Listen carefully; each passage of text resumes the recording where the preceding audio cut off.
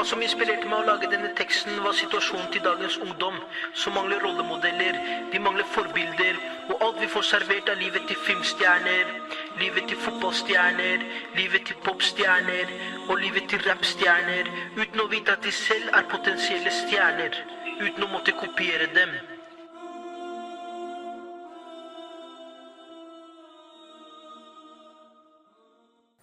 Hans hjerte ble svart med kroppen full av slitasje. Han ville bare bort slik som en selvmord kamikaze. Han ville ikke bli sett slik som en med bandasje. Han drømte om respekt, men han takla ikke mase. Kamuflasje, som en emballasje. Gud kastet han ned fra 10. etasje. Han fikk ikke frese etter 10. massasje. Han fant sin religion, de tror han driver med spionasje. Kanskje fordi han ikke hadde noe lekkasje. Han pratet om å casse, pratet om å masse.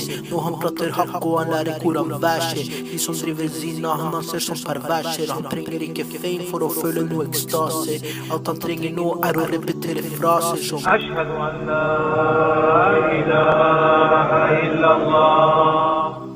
Glem hvor du er fra, men hva du nå er. Hvis du hva du nå er, har gitt deg flere svar der du så klar. Bøyer meg for Allah, det er så klart. 5 ganger i bønn er det så rart. Bare 5% er vi så lat. Er det vel fortjent å få djenna på sølvfat? Bror, du kan ikke kreve, jihad betyr å streve. Før du kritiserer, kanskje du kan lære mere. Åpne opp ditt hjerte før du helt psykisk kreperer. Første test i grave, khair, inshallah vi passerer. I dag har det gått så langt på mangler av rollemodeller at folk prøver til og med å bli som tegneseriefigurer. Enten det er Hulken, eller som Spiderman, eller Superman, Batman. Men hva med å bli som Abdurrahman, eller Suleiman, eller Hassan? For Allah har satt stor verdi på en musulman, som hvis viser sine kvaliteter, alle vil bli som han.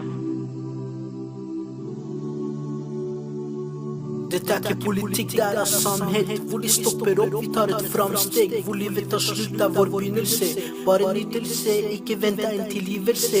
For alt jeg ser er lidelse og dommens dag. Stilt opp i forskjellige rader, men Allah kader. Så slutt med alt tilbake, snakker slager imot sin hensikt. Som å nekte noen å bli født. Som profeten sa, å spise dødes kropp kjøtt. Ingen innsikt i hverken Koran eller Sunna.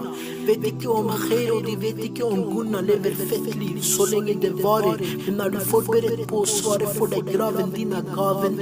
Langt ifra feilen, sahaba var i bønn ifra begynnelsen av kvelden ut i natten. Gråt for hidayah denne verden, nysgjerrighet for dunya, så Allah ga dem makten til å styre. Nevner du det her, de vil flire. Er de bedre enn de som går på alle fire? De kan tvile så mye de vil, for noen vil nyte mens andre går på ild. Sa de chill, bro, jeg har ikke tid til å sove. Valgte å leve et liv etter Allah sine lover. Bro, jeg lover, ingenting er som det en gang var. Store og små tegn er vi i tiden til Dajjal, mentale slaver, uten noe antydning til svar. Aksepter islam, er redd for å bli sett som rar eller gærne. Hvem var det som virkelig var stjernen?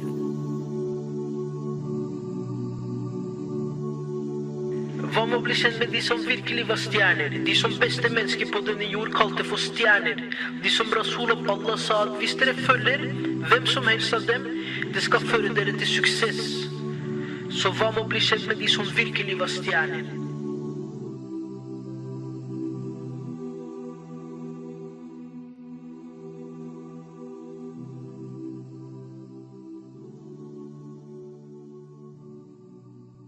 Hvem var det som virkelig var stjerner?